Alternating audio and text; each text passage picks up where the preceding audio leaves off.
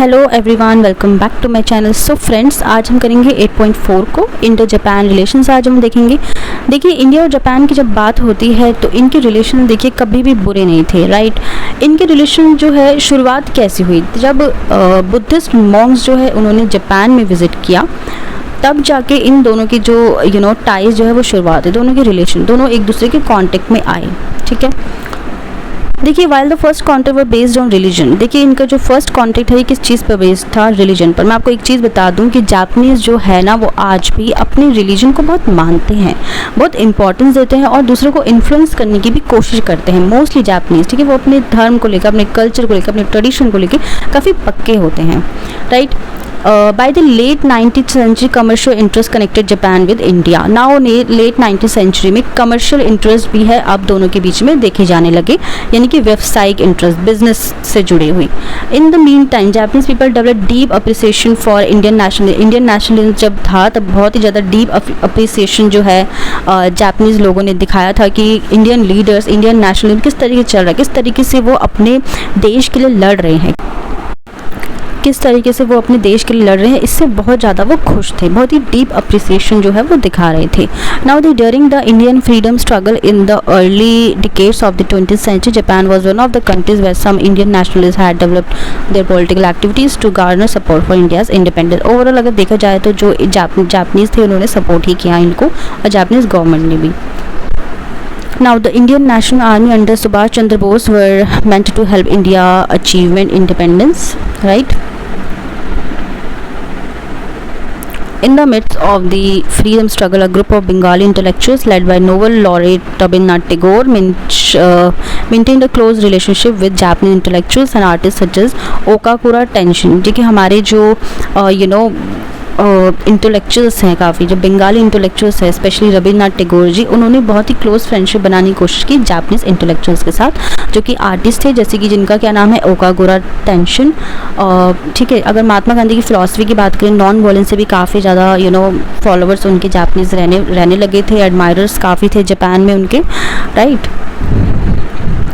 Immediate post-war period. Now, a real watershed in the relations between Japan and India came after the end of the Second World War. Japan was a defeated nation. Japan हार चुका था और ये American military occupation के under था, and several Japanese were to be tried for their war crimes. Now, Jawaharlal Nehru looked with warmth, काफ़ी warmth थे उनके साथ। Post-war war Japan devastated by the atoms bomb and under foreign occupation at a time when India itself was able to overthrow the foreign rule.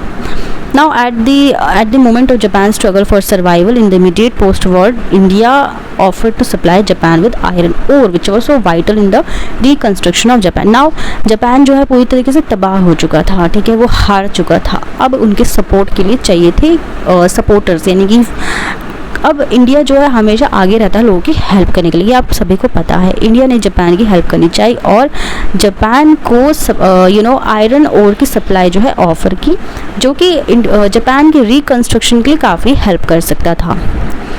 इसी के साथ साथ India ने diplomatic relation भी जापान के साथ बनाए अप्रैल 1952 में, and signed a separate peace treaty in June 1952। एक सेपरेट पीस ट्रीटी पर साइन किए 1952 में, ओके।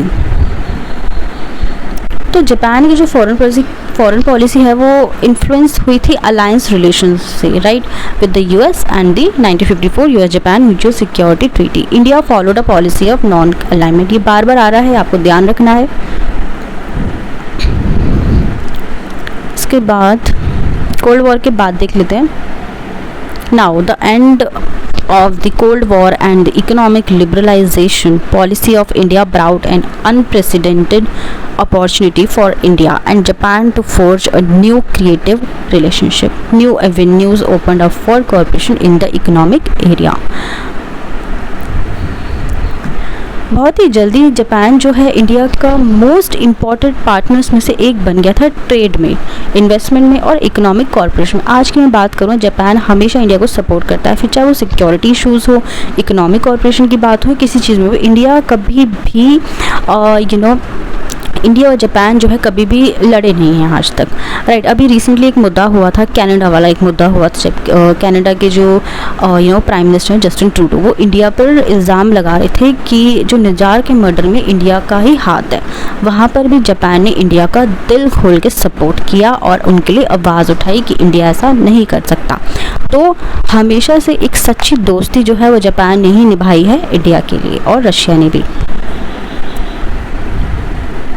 सो दोस्तों, ये थे हमारे तीनों कंट्रीज़, रशिया, जापान, चाइना, जिससे हम लोगों के रिलेशन किस तरीके से, ये मैंने आपको बताया। तो ब्रीफ में मैंने आपको बता दिया। आपको पता है कॉन्सेप्ट मेन होता है जो कि आपको समझना होता है। इंडिया चाइना में आपको बॉर्डर डिस्प्यूट पर ही क्वेश्चन आता है, ज़्यादातर 1962 वॉर पर ही क्वेश्चन आता है। क्यों वॉर किया गया, क्यों धोखा दे दिया गया? ये धोखा इसलिए दिया गया क्योंकि बॉर्डर डिस्प्यूट की ही वजह से, ठीक है, मैकमोहन लाइन वाले इशू की वजह से, ठीक है। इंडिया पाक की अगर मैं बात करूँ, इंडिया रशिया पर ही ज़्यादातर जो क्वेश्चन उठता है वो उनकी फ्रेंडशिप पर ही क्वेश्चन आता है। इसके अलावा अगर जापान की बात करूँ, इस पर क्वेश्चन आता ही नहीं है। मोस्टली अगर आता भी है तो बहुत ही शॉर्ट नोट में पूछ लिया जाता है, 5 या 10 नंबर का। सो आज की वीडियो करते हैं यहीं पर एंड, मिलते हैं अपनी नेक्स्ट यूनिट में। Till then bye bye, take care.